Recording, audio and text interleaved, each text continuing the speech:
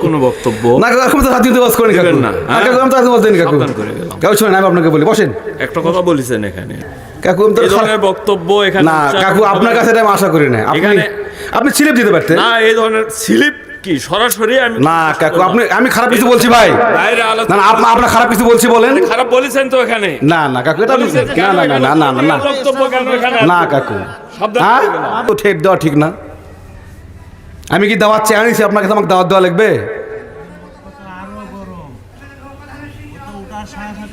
আপনি কি বোঝেন মেয়ে আপনি কি বোঝেন আপনি কি বোঝেন সূরা ফাতিহা বললে আপনি বলতে পারবেন না কথা আপনি কি বোঝেন বলেন আপনার কি হিসাব করা লাগবে আপনার কাছে ওয়াজ শিখবো লাগে মেয়ে আমি আপনার কাছে ওয়াজ শিখতে হবে না আপনার কাছে ওয়াজ শিখা লাগবে আমার আপনি সূরা ফাতিহা বলতে পারবেন নাকি তো সূরা ইখলাস বলতে পারবেন আশ্চর্য কথা একটা বক্তাকে আপনারা দাওয়াত দিতে কি বলেন তো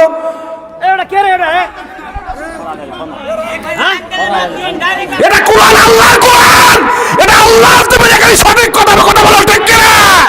জীবন থাকার যাক বাতিলের পক্ষে এখানে কথা বলতে কথা বলো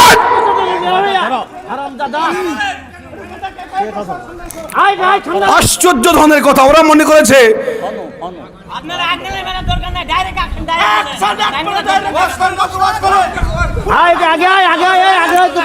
আশ্চর্য কথা আমি আফসোস হয়ে গেলাম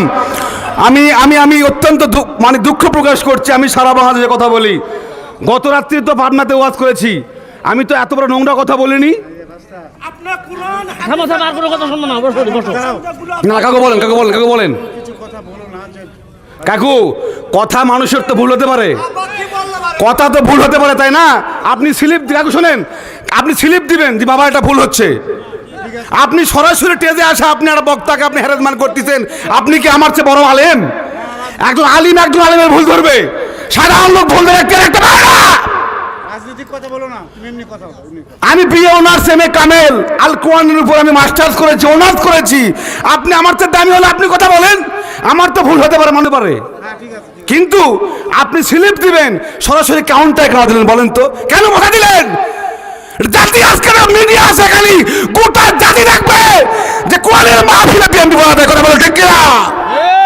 যেমন আওয়ামী লীগ বলা যায় 16 বছর আফসোস দুঃখ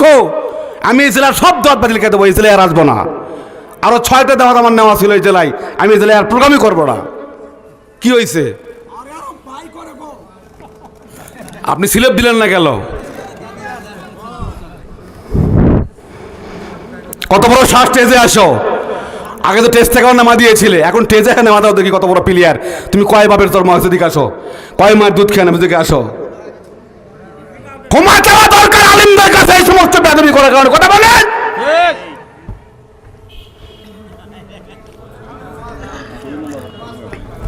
আমি আর কথা বলবো না ভাই আমি মাপ চাচ্ছি আমি যেগুলো কথা বলেছি আমার ভুল হতে পারে কথা বলেন ভাই আপনারা বসেন ভাই আপনারা বসেন আপনারা বসেন আপনারা বসেন একটু জিকির করি লা ইলাহা জোড়ে লা ইলাহা লা ইলাহা ইল্লাল্লাহ মুহাম্মাদুর রাসূলুল্লাহ আমার ভাইরা বসেন ভাই বসেন বসেন আমি শেষ করে দেবো বসেন পরবর্তী বক্তা আপনাদের সঙ্গে আলোচনা করে বসেন ভাই মেহেরবানি করে আপনারা বিশৃঙ্খলা করবেন না একটা মাহফিলের আদব আছে আপনারা বসেন আমি যে কথা বলছিলাম জনাব মুহাম্মদ রাসূলুল্লাহ সাল্লাল্লাহু আলাইহি ওয়াসাল্লাম বেলালকে বললেন বেলাল আয় রে বেলাল আয়